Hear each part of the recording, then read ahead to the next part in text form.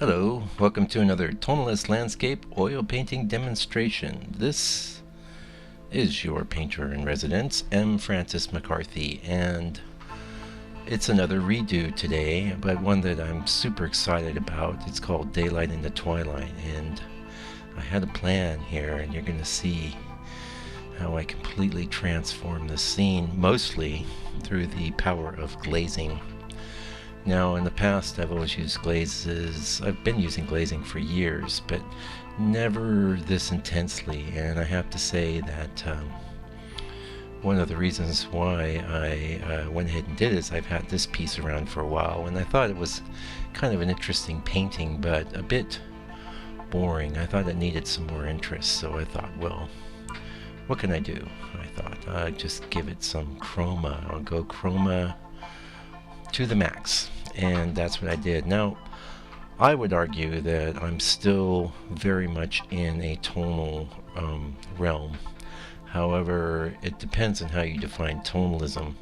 I would define tonalism in this particular case as everything is keying off a certain range of tones, and that there is tonal harmony throughout. But some people take tonalism to mean that, say, you put the whole painting into a yellow range or a blue range or a green range. I don't see it like that, and to prove my case, I'd say look at the original Tonalist, which would be George Ness. And he wouldn't go quite this chromatic, but then again, he didn't have access to dioxine purple either, or this intense red. The red I use is called perline red. Both of these are man-made pigments and great for glazing, very intense. And the orange in this is a permanent orange from Gamblin, which is not very intense, but it's a lovely color. And so you can see I basically set up my glazes, and now I'm kind of cementing it with a little more opaque paint. So now this piece, I've just been anxious to share it. As a matter of fact, I've got a whole slew of redos from back in September that I'm going to be sharing.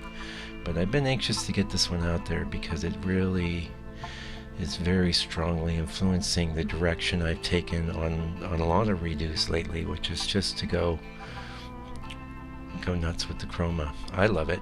I haven't sold any of these yet, but I believe I will. Generally, when I have a strong feeling about a painting's worthiness and value, that's generally realized as a sale. As a matter of fact, that just happened this last weekend. I sold one in the studio that some lady had come in and she was like, oh, I don't know, I think it's too much. And I'm like, okay, well, I'll see you later, you know. Well, what happens? Next week, another lady comes in and buys that painting, and I stuck to my guns because I know it's a good painting. You know, it's worth what I'm asking, and what I'm asking is actually pretty low when you look at some of the things that sell out there and the amounts of money they sell for. You know, and how moving are they? How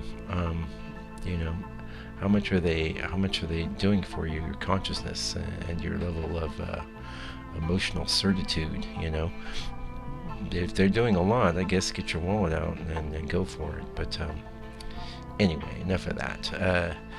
The point I guess I'm trying to make is when I know they're good, they're good. If I don't say so myself. And I know this is good. I think it's really awesome, and I'm happy to share it with you.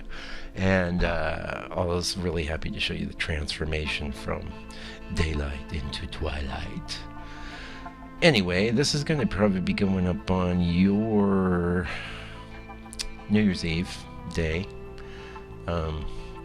I have just put, this is my Sunday, but I've just put a video up from the Past Masters series of a, who is it? Trulibert, Paul Trulibert, and check that out if you haven't seen it already. Really nice little painting. Anyway, I have tons of redos that I'm going to be sharing. In fact, when I look at December, in December I've done quite a very few actual originals from start to finish. There is one though that I'm putting up today as well.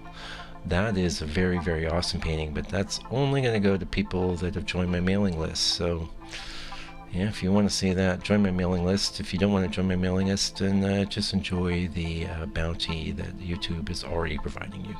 Anyway, we'll see you later. Meanwhile, please take good care and stay out of trouble.